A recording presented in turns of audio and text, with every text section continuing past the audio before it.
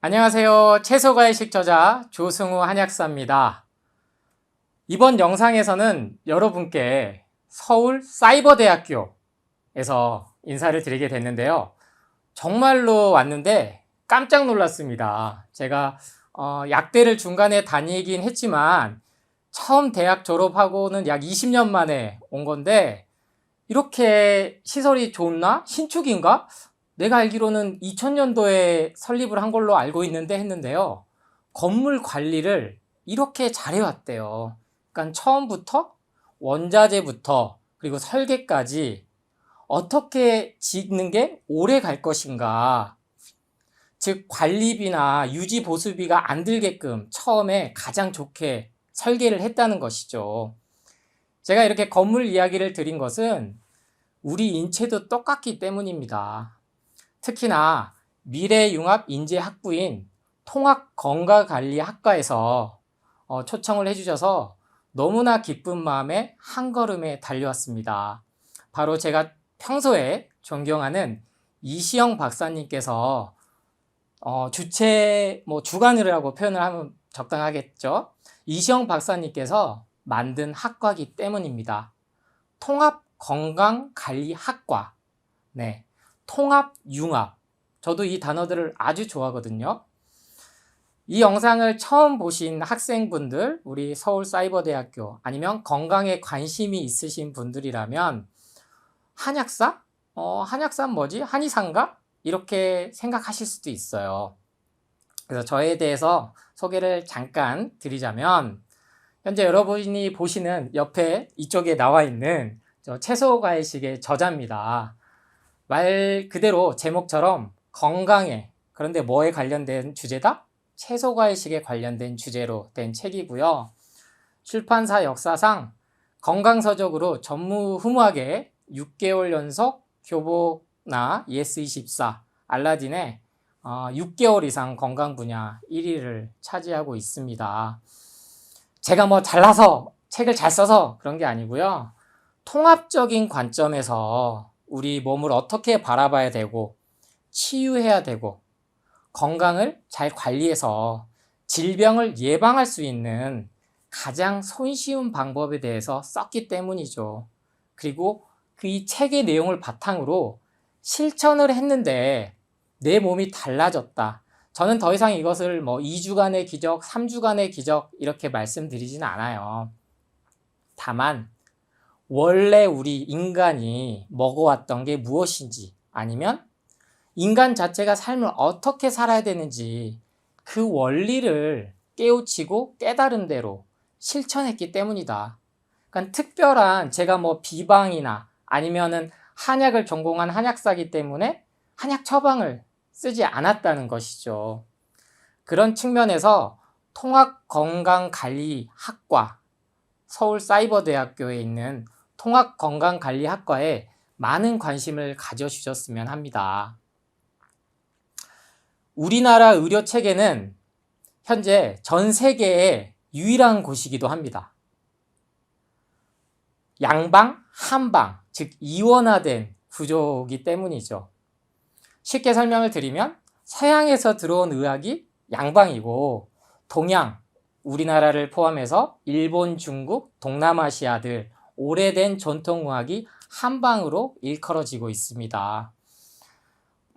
이제 산업혁명을 거치면서 서양의학이 화학 분야가 발달하면서 엄청나게 진보하기 시작했죠. 특히나 외과적인 수술은 말이죠. 동양의학도 분명히 수천 년간의 인류가 먹어왔고 약효가 있는 것들을 기록한 통계된 학문인데 서양 문물에 이제 밀려서 흡수가 거의 됐습니다. 중국과 일본은 의대가 합쳐져 있어요. 그래서 한방, 양방을 의사들이 다 같이 기본으로 배웁니다. 약사도 마찬가지고요. 근데 우리나라는 한방, 양방, 그래서 한의대, 의대. 특히나 저 같은 한약사는 한약대라는 곳을 따로 나온 게 아니고 약대 내 한약학과를 나온 겁니다. 우리나라에는 딱 3군데밖에 없어요. 제가 나온 우석대학교, 경희대학교, 원광대학교. 대부분 한의대가 있고 약대가 있는 곳에 이제 신설을 해줬습니다. 이게 벌써 3, 4년 전인데, 여러분이 이제 건강에 관심 있으신 분들은 아는 의약분업이 되면서 시작된 거예요. 진단과 처방은 의사가 하고, 조제는 약은 약사가. 그러면 한약도 똑같이 한의사가 있으니까 믿고 먹을 수 있게 한약을 조제하는 한약사를 만들자. 그 취지로 이제 나온 거죠. 오늘 처음 들어보신 분도 있을 거예요. 저도 처음부터 한약사가 꿈이었던 건 아니었거든요. 그래서 처음에는 20대 때는 평범한 은행원으로 직장 생활을 시작했습니다. 20대 때 정말 다들 어떤 직장을 가질까 정말 고민 많이 하실 거예요. 자기 개발은 어떻게 해야 되고 또 건강 관리는 어떻게 해야 되고 그런데 저 역시 들어간 곳이 딱 그거 하나였어요. 다른 거 없이 더울 때 시원하고 추울 때 따뜻한 것. 네. 그게 사실이잖아요. 그러면서 돈 많이 주는 것. 그런데 3년 차가 되면서부터 제 몸이 뭔가 조금 아프기 시작하다는 것도 느꼈고, 동시에 어떤 욕심이 들었냐면 돈을 만지잖아요, 은행은. 그러니까 돈 욕심이 났던 거예요. 그러면서 이제 3년 차에 퇴사를 결심했습니다. 그때 제 체중이 이미 한 8kg에서 10kg 정도 쪄 있었던 것 같아요. 왜냐면 아침에 시작하면 모닝커피, 또 야근하니까 힘드니까 또 커피, 중간에 밥 먹고 나서 또 식후땡으로 믹스커피, 또 야근하면서 매일 술 먹고 치킨 먹고 그렇게 생활을 하니까 살이 찌더라고요. 제가 고등학교 졸업하고 20대 중반까지는 60kg에서 62kg를 넘어본 적이 없었거든요. 그래서 저는 나는 살이 안 찌는 체질인가 보다 그렇게 알고만 있었어요.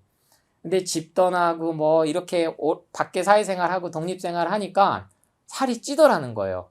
그때까지만 해도 나이가 들어서 살찌나 뱃살은 인격이니까 이 정도 뱃살은 뭐 쏘쏘 그렇게 하고 지냈었는데, 은행을 그만두고 제가 뭘로 돈을 벌까 하고 이제 눈을 돌려본 게 바로 커피 사업이었습니다.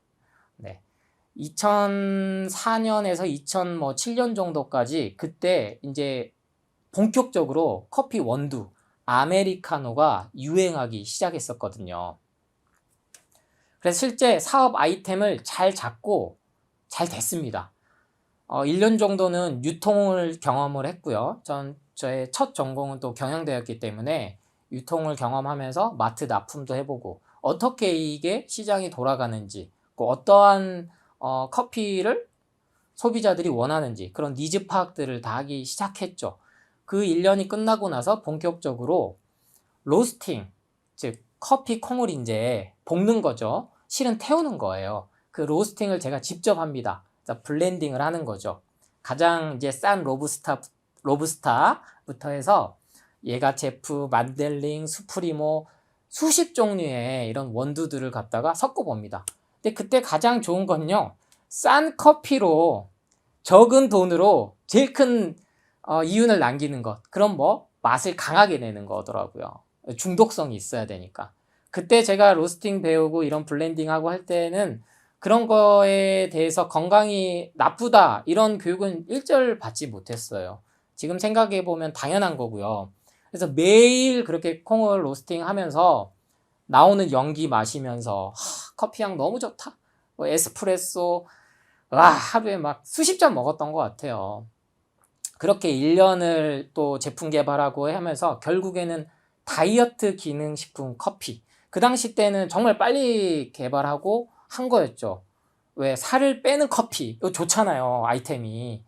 근데 세상에 그런 커피는, 몸에 좋은 커피는 없습니다. 근데도 뭔가가 획기적이니까 반응이 좋았었단 말이죠. 그렇게 1년을 또 보내던 찰나에 제가 심장 통증이 왔어요. 32살의 그 젊은 나이에.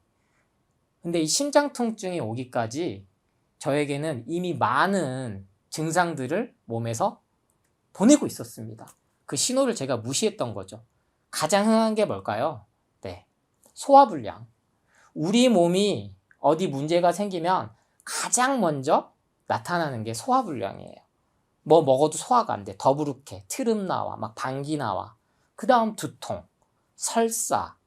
이런 게 되는데 잠을 잘 잘 수 있을까요? 못 자요. 신경이 과민됐다는 얘기거든요. 불면. 거기에 비염, 아토피, 피부 발진, 두드러기. 그때마다 저는 그냥 약국 가서 진통제 사 먹고 두통약 사 먹고 지사제 먹고 그렇게 보내다가 스테로이드제 주사만으로도 안 되는 지경에 가더라고요. 불면이 너무 심해서 신경정신과 가서 수면제까지 먹어봤어요. 와, 근데 그때 처음 알았어요. 내가 약물에 이렇게까지 반응을 심하게 하는구나. 먹을 수가 없더라고요. 결국에는 이 극심한 정말 그래서 저는 이러다 죽을 수 있구나 하는 그 공포를 압니다. 그래서 지금 제가 상담을 하는 데 있어서 그 경험이 아주 큰 것 같아요. 그래서 죽음이 주는 공포, 그리고 고통, 찢어질 듯한 고통. 병원에 갔죠. 각종 검사 막 해요. 그래서 당장에 일단은 뭐 니트로그리세린이라는 혀 밑에 먹는 설화정이라는 약을 처방받습니다. 그런 통증이 왔을 때 먹으세요. 안 그러면 죽을지도 몰라요. 그리고 검사를 입원해서 받아야 됩니다. 알겠습니다. 그렇게까지 내 몸이 이렇게 심각한가? 그땐 그러고 넘어갔다가 또 약을 먹고 버텼어요. 근데 결국에는 이 통증이 안 사라지더라고요. 관상동맥 조영술까지 받고 나서 최종 얻은 진단명은 불안전성 협심증. 네. 즉 원인은 모르는데 이 관상동맥이 동맥이 좁아져가지고 그 통증 때문에 아픈 것 같아. 그래서 동맥경화 예방하는 약을 좀 먹어봐. 그 약을 이제 먹으면 먹을수록 제가 어디가 새로 아프기 시작했냐. 이 등 날개쭉지부터 해서 이 관절들, 막 허리, 전에보다 더 아픈 거예요. 이 신경통인 거죠. 그럼 정형외과 가서 뭐 또 강직성 척추형 검사하고 엑스레이 찍고 CT 찍고 MRI 찍고 다 해도 4, 5번에 뭐 디스크가 좀 나와서 신경이 눌린 것 같습니다. 주는 약이랑은 다 똑같은 거예요. 진통소염제, 스테로이드제. 거기서 제가 이제 고민을 하기 시작한 거죠. 도대체 내가 무엇을 위해 이렇게 돈을 벌려고 하지? 나는 지금 행복한가? 나는 왜 아프지? 머리부터 발끝까지 왜 아프지? 지금은 그 원인을 저는 압니다. 커피예요, 커피. 예. 근데 그 당시 때 어느 병원이나 약사, 의사 주위에서 심지어 저에게 로스팅을 알려준 교육을 담당해 주신 분조차도 커피 때문에 그럴 수 있다라는 말을 하지 않았어요. 그 당시 때는 더더욱 그런 정보가 없었기도 했고요. 그래서 저는 이제 일단은 내가 먼저 살아야 되는구나. 그렇잖아요. 돈 아무리 벌면 뭐합니까, 여러분? 지금 특히나 20대 때 이 강연을 보고 있으실 여러분들. 좋은 직장 왜 가려고 하죠? 결국은 초기에 말씀드렸듯이 돈이에요. 안정적인 직장, 돈 벌어서 워라밸을 꿈꾸며. 근데 그런 삶은 애초에 없습니다. 왜냐면 끝이 없거든요. 사람의 욕망과 욕심은 계속 비교하게 되거든요. 한 달에 나는 정말 딱 200, 300만 있으면 돼. 그렇게 생활이 안 된다는 거죠. 그래서 저 역시 모든 사업을 접고 고향으로 내려가서 요양을 시작합니다. 그리고 동시에 공부를 하기 시작하죠. 내 몸이 왜 이렇게 망가졌을까? 모든 건강 서적들을 이제 탐독하기 시작합니다. 근데 지금도 마찬가지지만 주류 언론에서는 진실을 말하기가 참 어려워요. 왜냐면 여러분이 생각하는 것처럼 언론이 진실만을 전달해주면 좋겠지만 모든 건강 프로와 홈쇼핑과 현대과학으로 증명한 것이 모두 다 진실인 거면 좋겠지만 과학 위에 있는 게 돈입니다. 돈. 네. 정치 위에 있는 게 돈이에요. 그게 자본주의예요. 그래서 이거를 비난하면 안 돼요. 우리는 이 자본주의 시스템 안에 살고 있기 때문에 이거 자체를 나 이거 부당해, 못 참겠어, 개혁할 거야, 당장 시민운동 할 거야, 이거 때려 부실 거야, 그 정도 수준 아니에요. 우리나라는 그래도 선진국이기 때문에. 민주화와 산업화가 다 같이 이루어진 나라이기 때문에 유일한 나라예요. 50년 만에 된. 그래서 이게 민주주의의 근간인데 자본주의와 상업주의가 어쩔 수 없구나. 그러면 소비자가 진실된 정보를 찾을 수 있는 해안을 가져야 됩니다. 그래서 저는 이렇게 책을 썼고요. 서울사이버대학교, 제가 경상도도 아닌데 자꾸 사이버 하니까 좀 이상하죠? 서울사이버대학교 통합건강관리학과에서 초청을 받아서 여러분께 제 이야기를 시작으로 강연을 드린 겁니다. 직접 체험하고 그리고 공부하고 이런 게 진실이라는 거죠. 과학은 내 몸이 내가 가장 맞는 게 실은 최고의 과학입니다. 그래서 저는 통합건강관리학과를 봤더니 존경하는 이시원 박사님을 시작해서 정말 저를 초청해 주신 한수미 책임 교수님부터 해서 훌륭한 분이 너무 많더라고요. 그리고 오늘 와서 부총장님도 뵙고 학교 관계자분들도 만나면서 얼마나 서울사이버대학교가 이 미래 인재들을 위해서 그리고 이 공부하는 학생들에게 이런 진실된 그리고 인문학적 소양을 전달하고자 하는지 그런 것들을 느끼는 시간이었습니다. 그래서 이러한 것들을 가지고 앞으로 제가 약 1시간, 전체 강연은 1시간 20, 30분 정도 할 건데 마음을 좀 열고 들어봐 주셨으면 해요. 왜냐면 불편한 진실을 말씀드릴 수밖에 없기 때문입니다. 현재 여러분이 갖고 있는, 알고 있는 것은 다 프로그래밍 된 거예요. 유치원, 그 전에는 뭐 어린이집부터 해서 초중고, 그리고 대학교 이러한 것들은 사회 시스템에 의해서 프로그래밍 된 겁니다. 왜 내가 핸드폰에 뭐 하나 검색만 해도 거기 관련된 광고가 막 다 뜨잖아요. 요새 AI다, 바드다, 챗 GPT다. 근데 실은 그런 거 없어도 우리 잘만 살아왔거든요.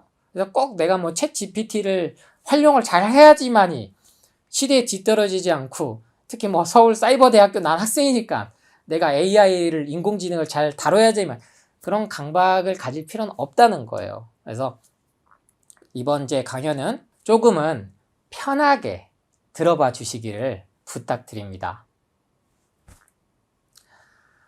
제가 앞서 설명을 커피에 대해서 좀 시간을 많이 드렸어요. 그래서 결국에는 이 강연을 통해서 다 듣고 나면 저는 여러분께서 혹시 지금 옆에 아메리카노 한 잔, 아이스 아메리카노 하나 먹으면서 드신 분들은 잠시 그 커피의 손길을 멈추시기를 부탁드리고, 강연이 끝나고 나면 오늘 하루만큼은 커피를 더 이상 안 먹으면 저는 소기의 목적을 달성했다 이렇게 생각합니다. 제가 커피 사업을 했다는 거는 이렇게 말씀을 드렸고, 이 커피가 지금 물보다 더 많이 드시는 분들이 많아요. 2030부터 해서 건강에 관심이 있으시는 40, 50 세대들조차도 커피를 생활합니다. 즉 마시는 문화가 완전히 만연한 건데, 놀라운 사실 하나 알려드릴까요? 여러분, 커피의 본고장 하면 어디가 떠오르세요? 에스프레소인 이탈리아? 그렇지 않습니다. 미국이에요. 여러분이 오늘 또 한 번은 와보셨을, 가서 커피를 드셨을 스타벅스. 우리나라에만 이 스타벅스 매장이 2022년도 기준으로 1800개가 넘습니다. 1800개가. 전 세계에 정말 이 정도 프랜차이즈점이 있는 기업이 드문데 우리나라에만 1800개가 넘어요. 미국이 압도적인 커피 시장 1위입니다. 2위는 어딜까요? 2위. 당연히 중국이죠. 인구가 많으니까. 인구가 지금 다 미국, 중국은 10억 이렇게 가잖아요. 그 다음 3위가 어딜 것 같으세요? 커피 매출 규모. 우리나라입니다. 깜짝 놀라셨죠? 현재 5천만 인구 잡고, 커피는 지금 여러분 중고등학교 때까지는 다 먹으면 안 되는 음료로 다 교육받다가 성인 되고 나서 자유롭게 먹기 시작하잖아요. 근데 지금은 중고등학생도 먹어요. 캔커피도 먹고 아메리카노도 먹고. 실제로 그래서 제일 많은 수요층이 어딘가 봤더니 20대 여성이라는 거예요. 실제 수요 인구로 보면 2천만 명도 안 되는 우리나라에서 커피 매출이 3위다라는 건 시장 규모가 엄청난 경제적 이유로 산업이 발달했다는 걸 뜻하기도 합니다. 그럼 왜 커피 먹냐? 이렇게 얘기하면 항산화 효과가 있다고 하니까, 폴리페놀이 있다고 하니까, 심지어 뭐 간암 예방을 하니까. 그런데 뉴스에 간혹 이렇게 나옵니다. 커피 하루 한 잔 이상은 드시지 마세요. 왜? 카페인 때문에. 그래서 카페인 일일 최대 섭취량이 현재는 일반인은 400mg, 임산부는 300mg. 이게 아메리카노 이제 톨 기준으로 그냥 했을 때 한 잔 분량이거든요. 그럼 여러분, 하루 한 잔까지만 먹으란 얘기는 하루 한 잔도 몸에 안 좋다란 얘기입니다. 이거 이해하셨어요? 그런데 이게 몸에 하루 한 잔까지는 괜찮지라고 드시는 분들이 너무 많다는 거예요. 심지어 임산부조차도, 뱃속에 태아를 가지고 있는 임신부조차도, 임신을 준비하는 여성조차도, 수유하고 있는 가운데서도 카페인은 이미 약물입니다. 중독을 갖고 오는 거예요. 그래서 한 잔만 먹고 끝나시는 분 거의 찾기 어려워요. 하루에 기본 3-4잔을 먹는 거거든요. 그럼 이게 쌓이고 쌓여서 결국엔 앞서 제가 설명드린 그러한 증상들이 나타나는데, 그게 개개인마다 이 카페인 분해 효소라는 게 또 다 달라서 나는 뭐 커피 마셔도 잠만 잘 자는데 하시는 분도 있고, 하루에 뭐 10잔을 먹어도, 반대로 한 모금만 마셔도 심장이 두근거리고 손이 떨리고 잠을 못 자시는 분들도 나타난다는 거예요. 근데 우리 인류는 서양인 따로 있고 동양인 따로 있고 뭐 외계에서 온 사람 생물체가 섞여 있지 않아요. 다 출발점은 똑같습니다. 그러면 내가 그만큼 간과 콩팥이 나쁜 물질을 해독하느라고 에너지를 쓰고 있다는 거예요. 이게 뭐 특히 콩팥 위에 있는 부신이라는 아주 자그마한 장기 2개가 콩팥 위에 나란히 있는데, 여기를 커피의 카페인이 자극을 해서 스트레스 호르몬이라고 하는 코르티솔을 자극을 막 해냅니다. 그럼 이게 또 갑상선 호르몬 분비샘을 자극해서 T4, T3 막 이렇게 기전이 복잡해요. 근데 여러분이 이런 건 아실 필요는 없죠. 그래서 이거 관심 있으신 분들은 공부를 더 하시는 거고, 관련 통합건강관리학과나 이런 쪽으로 가면 배우실 수가 있는 거고, 이 기전 자체가 모든 갑상선 기능을 떨어뜨리는 게 저하증, 너무 과민이 되면 항진증. 20대 여성분들이 지금 갑상선 기능 저하증, 항진증 진단을 받고 신지로이드 처방받으신 분들이 엄청 늘고 있다는 거예요. 이분들이 20대 때부터 약을 먹는데, 심지어 이 약은 임산부가 먹어도 안전하다라고까지 얘기를 서슴없이 듣고 옵니다. 제 상담을 하신 분들은 그런 얘기를 많이 해요. 괜찮다는데요? 아무 영향 없다는데요? 근데 여러분, 부작용 없는 약물은 없어요. 부작용 없는 약은 없습니다. 심지어 자연에서 온 식물로 만든 천연 생약인 한약조차도 강하게 쓰고 전문가가 만들지 않으면 부작용이 날 수밖에 없는 거예요. 그런데 몸에 좋다, 안전하다라는 개념 자체가 지금 너무나 만연히 퍼져 있는 겁니다. 그러니까 생리통이 오면은 아무 생각 없이 그냥 진통제 먹고, 두통 오면 해열제, 뭐 열나면 해열제 먹고, 커피부터 끊을 생각은 전혀 못 한다는 거죠. 커피가 제가 카페인만 문제다 라고 말씀드리면 그럴 수 있죠. 또 난 그건 무시하고 먹을래. 그런데 기본적으로 여러분, 암 환자가 먹지 말아야 될 대표적인 10가지 음식을 얘기를 합니다. 세계보건기구 WHO 산하기관인 국제암연구소에서 10가지 음식은 암을 유발하니까 먹지 마세요 라고 이미 20, 30년 전에부터 얘기해 왔어요. 그걸 이제 병원에서 암 환자들이 먹지 말아야 될 10가지로 교육을 하는 거거든요. 그 첫 번째가 바로 튀긴 음식입니다. 튀긴 음식. 튀기는 순간에 뭐가 나온다? 여러분? 트랜스 지방. 모든 가공식품에는 성분 함량표가 뒤에 표기가 돼 있어야 돼요. 뭐 그래서 칼로리, 나트륨, 단백질, 지방, 당류, 포화지방, 불포화지방, 거기에 가장 그 핵심적으로 표기해야 되는 것 중 하나가 이 트랜스 지방이에요. 튀길 때 나오는 원래 자연에 없던 최악의 물질입니다. 그러니까 인간이 먹으면 안 되는 거죠. 그러면 튀겨? 뭐가 제일 먼저 생각나세요? 맞아요. 저도 좋아하고 여러분도 좋아하는 치킨, 라면, 돈가스, 다 튀긴 거. 심지어 고구마 튀김도 안 좋은 거예요. 채소 과일을 많이 튀겨 드시진 않지만 저 고구마 튀김 엄청 좋아하거든요. 근데 고구마 튀김도 안 좋다는 거죠. 근데도 기름을 또 우리는 현재 좋다고 먹고 있잖아요. 기름 자체도 정제가 된 건데 첫 번째가 튀긴 음식이라면 두 번째가 뭐? 태운 음식.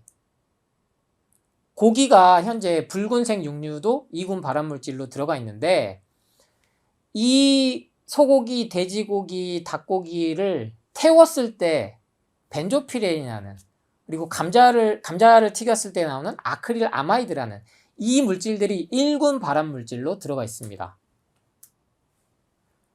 이제 이해하셨어요? 왜 제가 커피가 문제가 된다라는 걸. 커피는 여러분 원래 처음부터 시커먼 녀석이 아니에요. 블렌더에 담겨있는 그 기름이 잘잘잘 나오는 게 그건 이미 로스팅을 한 번 한 겁니다. 원래 녹색인 원두인 콩을 태운 거예요. 물론 약배전, 중배전, 강배전 120도에서 230도까지 다 있죠. 근데 이미 가열을 한 순간에 단백질은 변성됩니다. 태우지 않았더라도. 그게 현대의학에서 제일 최근에 연구 결과에서 나온 가장 암을 유발하는 핵심이 뭐다? 이걸 당독소라고 부르기 시작했어요. 설탕의 당이 아니고요. 단백질이 변성된 걸 당독소라고 부릅니다. 조금 혼란스럽죠? 단백질이 열에 의해서 기름에 튀겼을 때 최악으로 화학구조, 원자 분자들이 바뀌기 시작하는 거예요. 근데 우리 인류는 이걸 먹어온 역사가 불과 100년도 안 되거든요. 본격적으로 먹고 산기.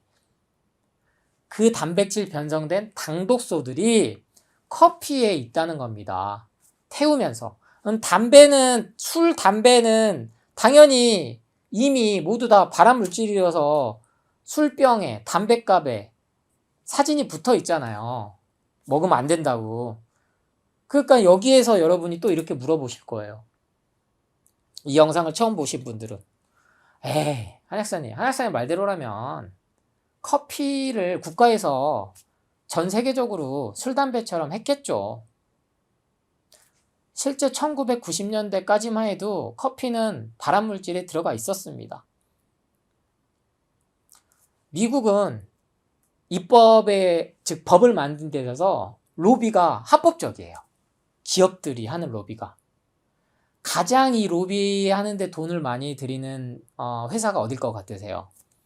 첫 번째 군수 업체들, 이 무기 생산하는, 전쟁을 하는 데 있어서 하는 거길 것 같죠. 제약회사입니다. 약을 만들고 건강기능식품, 영양제를 만드는 제약회사가 로비하는데 그리고 광고비로 가장 많은 돈을 쓰는 기업이에요.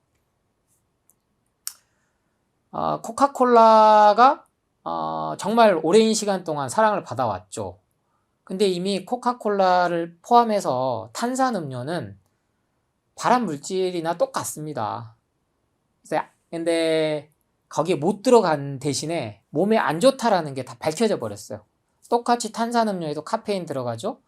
아스파탐, 아세스판칼륨, 인공 감미료를 쓰기 시작한 그 제로 다이어트 콜라 역시 이 아스파탐 자체가 발암 물질로 이제 등재를 하겠다. 이 국제암연구소에서 결국엔 얘기했어요.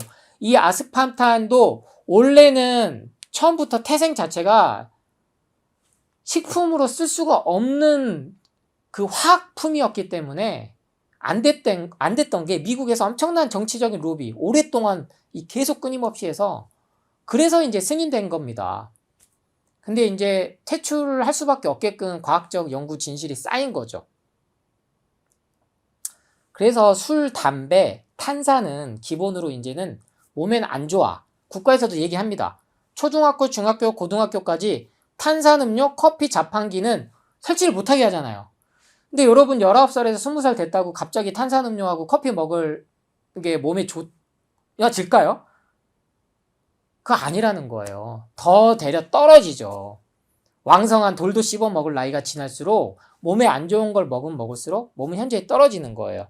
그런데 우리나라가 현재 3위인 것처럼 모든 시장 경제가 유통의 핵심 경제의 축이 이 커피가 자리 잡은 겁니다. 술, 담배 역시 그래서 금지할 수가 없는 거예요. 대신에 국가가 야 이거 먹으면 확실히 안 걸려. 내 성인이니까 네가 알고 책임은 네가 져. 이렇게 하는 거예요. 우리나라가 아직도 담배 증진 사업법이라는 게 존재합니다. 아이러니하죠.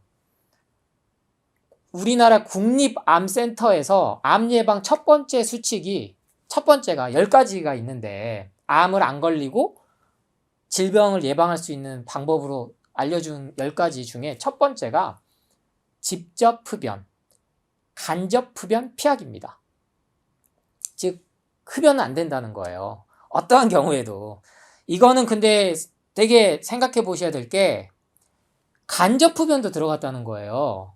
직접 흡연, 즉 술은 실은 내가 술 먹고 주사만 안 부리면 막 취해가지고 사람 때리고 막 욕하고 집에 들어가갖고 자고 있는 아내하고 애들 다 껴가지고 계속 막 이렇게 술주정만 안 하면 본인만 피곤하고 본인만 아프죠. 실은 괜찮아요. 그런데 담배는 그게 다르다는 게 밝혀졌어요. 직접 흡연하는 거 이상으로 간접 흡연, 즉 흡연자하고 같은 공간에 있고 이 피부와 호흡에서 나오는 것만으로도 암이 걸린다는 거예요. 충격적이죠. 충격적인 거예요. 정말로. 그 다음 두 번째가 태운 음식 안 먹기입니다. 아까 국제암연구소랑 똑같은 계열이죠. 태운 음식 안 먹기. 이 태운 음식에도 커피가 들어간다는 거예요. 그러니까 정부도 식약처도 다 알고 있습니다. 2018년도에 캘리포니아, 미국이죠. 캘리포니아 고등법원에서 한 판사가 역사에 남을 판례를 만들어버려요. 우리 캘리포니아 주 내에 있는 모든 스타벅스를 비롯한 프랜차이즈부터 해서 개개인이 하고 있는 커피, 모든 카페에는 이 커피에는 발암물질이 있어서 임산부나 심장질환자나 이런 환자들한테는 위험하다는 경고 문구를 붙여라! 라고 판례를 내립니다.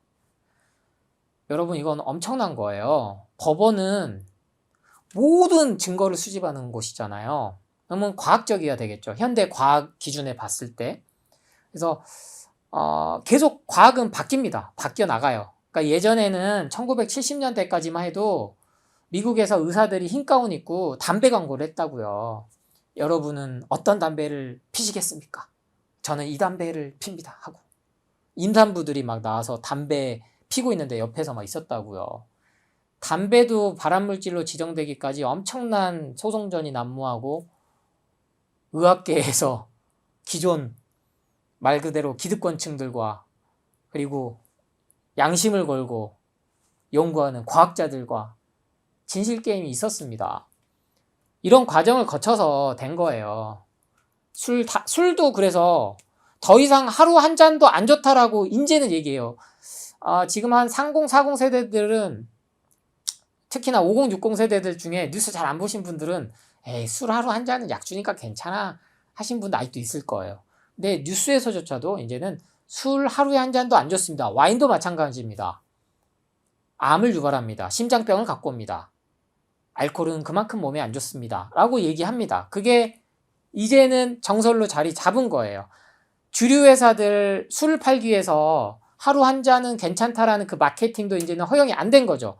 근데 커피는 아직까지 그 마케팅을 하고 있는 거예요. 하루 한 잔까지는 괜찮아. 먹어봐. 괜찮아. 공부할 때 아니면 뭐 야근할 때 피곤하다는 이유로 각성을 하기 위해서 하루 한 잔 먹어왔었던 그 커피들이 5년이고 10년이 쌓여서 결국에는 암이 된다는 겁니다. 암의 원인은 다 밝혀졌어요. 병원과 제약회사만 원인을 모른다고 할 뿐입니다. 만성염증. 우리 몸에는 실제로 하루에도 수천 개씩의 암세포가 태어납니다. 여러분 지금 암이 안 좋다라고 다 인식을 하고 계실 거예요. 왜? 채널만 돌리면 보험 광고에서 암, 치매, 그리고 건강 프로그램에서 사망 원인 1위 암, 겁을 주잖아요. 뭘 먹어야 되게끔. 홈쇼핑만 틀어도 여러분 암 예방 하려면은 이 정도는 먹어야 돼요. 이 정도 건강기능식품은 드셔야 돼요. 그런데 암 발병률이 떨어졌나 생각을 해보십시오. 커피가 실제로 암 예방을 해주는 항산화 성분이 있어서 폴리페놀 때문에 몸에 좋았다면 암 발병률 떨어져야죠. 건강기능식품, 영양제, 유산균, 비타민 D 모든 거 지금 먹은 지가 오메가3까지 해서 우리 국민이 20, 30년이 넘었는데 모든 질병 지수가 떨어졌냐? 그렇지 않다는 거예요. 더 늘어났습니다. 심장마비 더 늘어나고 뇌졸중 하나 좀 줄었어요. 왜냐면 제가 현대의학기술, 과학기술을 부정하는 게 아니에요. 제가 특히 한약사 하다 보니까 뭐 이렇게 하신 분도 있어요. 밑도 끝도 없이. 왜? 우리나라만 존재하는 이 한방 양방 밥그릇 싸움 때문에 편견이 있는 거죠. 병원만 가면은 한약 먹으면 안 돼요. 이렇게 하니까. 우리나라 국립암센터에만 협진이 안 돼 있으니까. 세계 유수의 암센터들, 당연히 미국에 있겠죠. 메이오 클리닉, MD 앤더슨, 메모리얼 슬론 캐덜링, 존스 홉킨스 의대, 그리고 우리 이시영 박사님이 극찬하시는 스위스의 벤나 병원, 자연치유 전문 아주 전통이 되고 오래된 곳이죠. 이런 곳에서는 다 이 한방 양방, 즉 현대과학과 전통과학을 같이 협진합니다. 이것을 통합의학이라고 해요. 처음에는 대체요법이라고 했다가 그 전에는 우리나라에서만 이 민간요법이라고 막 이렇게 얘기를 하고 이게 비과학적이다 얘기를 하지, 실제로 항암, 수술, 방사선 치료의 본고장인 모든 제약회사의 뿌리가 있는 미국조차도 항암을 하면서 한약을 쓰기 시작한다는 거예요. 그래서 통합이 중요한 겁니다. 근데 우리나라는 현재 요거를 기회조차 접하기가 어렵죠. 접하기가 어려워요. 근데 제가 절대 한약을 먹어야 된다 이게 아니에요. 뭘 먹어야 된다? 채소과일식, 살아있는 음식, 죽은 음식이 아니고 살아있는 음식을 먹었을 때 우리는 암 예방이 된다는 거예요. 왜? 암은 그냥 생기는 게 아니고 120세까지 무병장수한 사람을 한번 봐봤더니 거기에도 암세포는 있더라는 거예요. 암은 절대 우리를 공격하기 위해서 인위적으로 태어난 그런 세포 조직으로 봐서는 안 된다는 겁니다. 떼내어서 이거를 항암으로 없애서 그렇게 해서 완치가 안 돼요, 여러분. 그럼 뭐 완치율을 이건 뭐야? 이렇게 또 저한테 반문하실 수 있죠. 우리 이시영 박사님이 이런 얘기를 막 엄청 많이 하고 다니셔서 저도 많이 배운 거예요.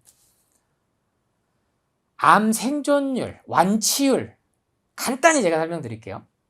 우리 이제 학점 받고 뭐 이러신 분들 상대평가다, 절대평가다 이렇게 나눠져 있잖아요. 이 용어가요, 우리나라에서 시작된 건 아니에요. 이거는 제약회사에서 만들었겠죠. 미국 제약회사에서. 정말 잘 만든 용어예요. 갑상선암과 전립선암 생존율, 완치율을 보통 5년으로 암들을 보는데 이 생존율 여러분 몇 프로인지 아세요? 우리나라? 100%가 넘어요. 좀 이상하지 않아요? 그럼 죽은 사람이 없다는 얘기잖아. 에이, 어떻게 그래? 100%가 넘는다니까요? 심지어 의사 중에서도 이거를 개념을, 왜냐면 이건 의대에서, 약대에서 이거를 전문적으로 알려주지 않아요. 영양학에 대해서, 백신에 대해서, 통합치유에 대해서 다 졸업하고 나서 현장에서 따로 공부해야 됩니다. 근데 대부분은 그 정보를 제약회사에서 주잖아요. 그럴 수밖에 없는 구조죠, 당연히. 그건 당연한 거예요. 이 생존율이라는 게 40대, 내가 지금 40대 때 암에 걸렸어. 그러면 완치율을 누구랑 비교하냐면 암 환자들하고 비교한 게 아니고 내 나이에 40대에 있는 동일 나이 때 전체를 놓고 비교를 하는 거예요. 그러니까 교통사고로 죽은 사람, 벼락 맞고 죽은 사람. 이제 이해되시겠어요? 그러니까 전립선암, 갑상선암은 100%가 넘어버리는 거예요. 그러면 실제 유방암 환자의 생존율이 어떻게 되냐? 거꾸로. 이 전체를 놓고 봤을 때는 79% 엄청 높죠. 5년 생존율이. 근데 반대로 암 환자들만 놓고 보면 21%예요. 5명 중에 1명만 살았다고요. 나머지 4명은 죽고. 근데 5년 동안 산 이 1명조차도 5년 이후에 유방암은 완치됐어. 근데 그 다음 어디? 갑상선암, 자궁암, 간암, 콩팥암. 그게 지난 50년 동안 암을 정복하고자 수십조를 부어본 미국의 결론이, 아, 이거 정복 안 돼. 현대의학으로는. 왜? 떼냈더니 전이 되더라는 거예요. 이게 림프 시스템입니다. 제가 핵심적으로 강조드리는 이게 림프 시스템이에요. 왜 채소가해식만이 이 림프 시스템을 정화하고 치유할 수 있는가? 그래서 치료의 개념과 치유의 개념을 나누셔야 돼요. 의사, 약사가, 물론 우리나라는 의료법이, 약사법이 나뉘어서 진단, 저도 물론 당연히 약사기 때문에, 한약을 전문하는 한약사기 때문에 진단하고 검사하고 처방할 수가 없습니다.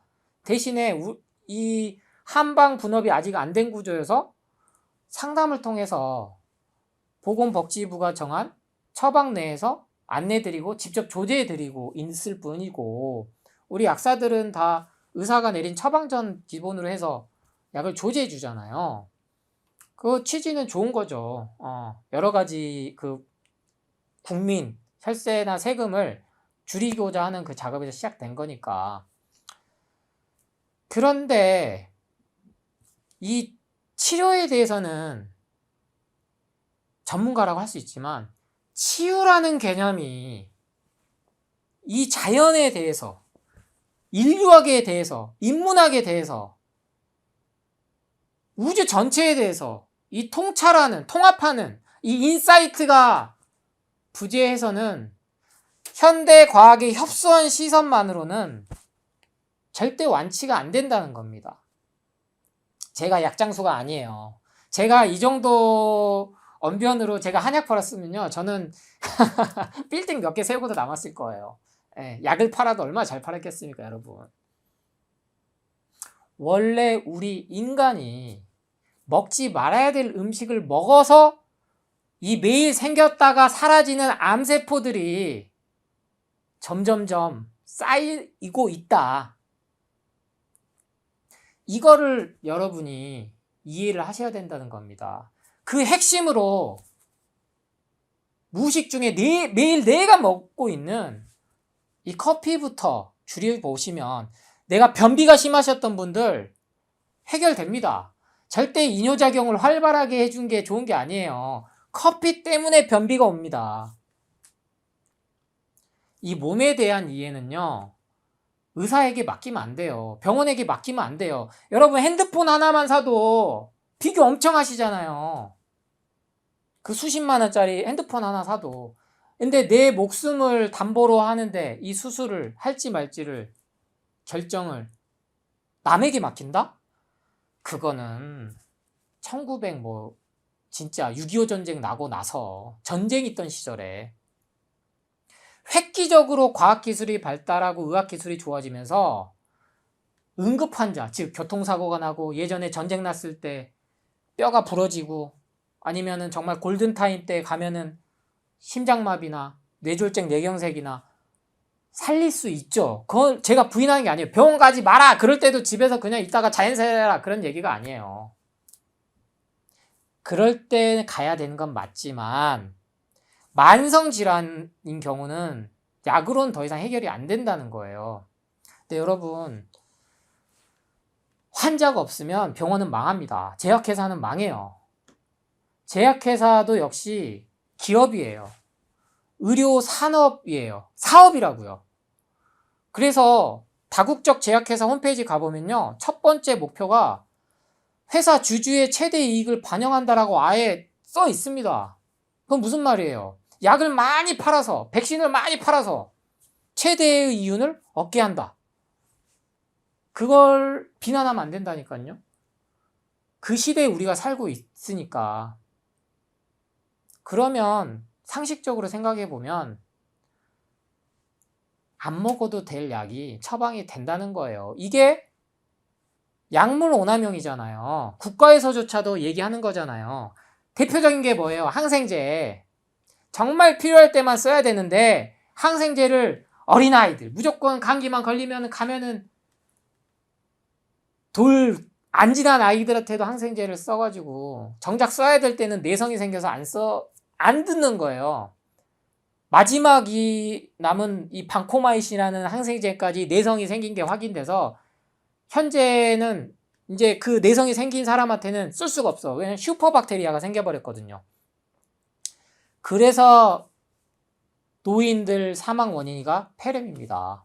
우리나라 사망 원인 1위가 암이면 2위가 심혈관 질환과 4위인 뇌혈관 질환 합치면 결국엔 혈관 질환이고 3위가 폐렴인데 노인들 항생제를 너무 많이 투약하고 한 상태에서 하니까 폐렴은 나는데 중환자실에서 그냥 침대에 누워서 요양병원 가서 사망하니까 최종 사망 진단명은 폐렴으로 낫는 거예요. 그러니까 여기에 대해서 많은 분들이 우려를 표하고 있죠. 저도 그중 하나인 사람이고요. 보건의료인으로 들어있어요. 우리나라는 약사가, 한약사가. 일본은 의료인으로 돼 있고 의사 약사들이 그러니까 자연치유, 통합의학, 우리나라만 유독 아직 이 술자리가 많이 없어요. 그래서 저는 우리 2030 그리고 이렇게 서울사이버대학에 관심 있어 하시는 분들은 4050 건강에 관심 있으신 분들이 통합건강관리학과 모든 거 배울 수 있어요. 커리큘럼 찾아보시면 한의사도 계시고 의사도 계시고 상담심리학 박사도 계시고 보건학 박사 훌륭한 분이신데 저 깜짝 놀랐어요. 정말로. 뭐지? 왜 이렇게 교수진이 좋지?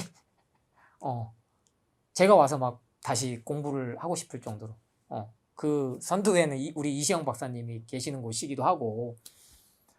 그래서 여러분이 관심을 비법을 찾지 마시고 내가 현재 먹지 말아야 될 것부터 제한을 하시면 건강은 좋아진다. 절대 건강기능식품과 영양제, 약물은 암을 예방할 수가 없다. 간과 콩팥을 더 힘들게 할 뿐이다. 생각해보세요. 화학 첨가제잖아요. 다 인공적으로 만든 거잖아요. 그러니까 몸에 안 좋다는 게 인식이 되니까 천연 유래 성분, 자연 유래 성분. 그럼 뭐합니까? 다 인위적으로 가공한 건데. 그래서 핵심적인 이 다음에 왜 우리가 채소 과일식을 해야 되는지, 어떤 것 때문에 제가 앞에 언급했던 림프 시스템에 대해서 설명을 좀 드려볼까 합니다.